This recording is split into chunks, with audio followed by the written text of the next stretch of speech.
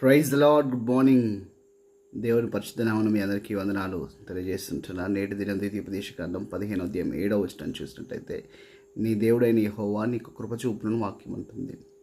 అవును, ఆయన కృప ఎంత ఉన్నతమైనదంటే ఆ కృపను బట్టే మనం రక్షణ పొందాం, మనం ఉచితంగా రక్షించబడ్డాం. అయితే దాని యొక్క వెల మరి ఏమీ లేదనుకోనికి లేదు. దాని వెల ఏంటి అంటే యేసుక్రీస్తు ప్రభువు వారే ఆయన తన రక్తం చెందించాడు. దేని వెల గురించి మాట్లాడుతున్నాను అంటే రక్షణ యొక్క వెల గురించి మాట్లాడుతున్నాం. మనం ఎలా రక్షించబడ్డామంటే కృప మూలంగా రక్షించబడ్డాను వాక్యం అంటుంది. హల్లెలూయా.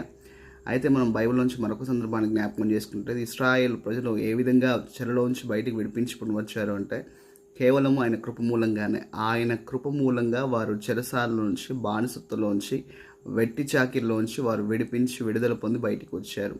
ఈ ఉదయకాల సమయం దేవుని నువ్వు ఏదైనా కోరాల్సిందా అంటే ఆయన కృపను కోరు. ఆయన కృపయే నీ జీవితంలో సమృద్ధినిస్తుంది, శాంతినిస్తుంది, నెమ్మదినిస్తుంది. ఆయన కృప నీ జీవితానికి సరిపోతుంది అని ఒక మాటలో చెప్పగలను. ఆయన కృప మనందరి జీవితంలో ఆయన కృప సరిపోతుంది. అందుకే మరి పౌలు భక్తుడు చెప్పాడు కదా, నా కృప నీకు చాలును అని చెప్పాడు ఆయన. కాబట్టి మన జీవితంలో కూడా ఆయన కృప సరిపోతుంది. దేని కొరకైనా నేను అడుగుతున్నామంటే మొదటిగా ఏమడగాలి ఆయన్ని అంటే ఆయన కృపను అడగాలి. ఆయన కృప మన జీవితంలో ఉన్నటువంటి అవసరాలను తీరుస్తుంది, అక్కలు తీరుస్తుంది.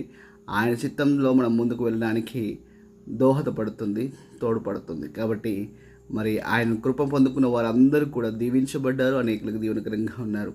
ఉదయకాల సమయం నీవు ఏమైనా కోరదలుచుకుంటే ఆయన కృపను కోరు. ఆ కృపను బట్టి నీవు దీవించబడతావు, ఇతరులకు దీవెనకరంగా ఉంటావు. దేవుడి మాటలు దీవించడం గాక. మీ ప్రేయర్ రిక్వెస్ట్ ఉన్నట్టయితే కామెంట్ బాక్స్లో తెలియజేయండి. తప్పకుండా మీకు ప్రార్థన చేస్తాము.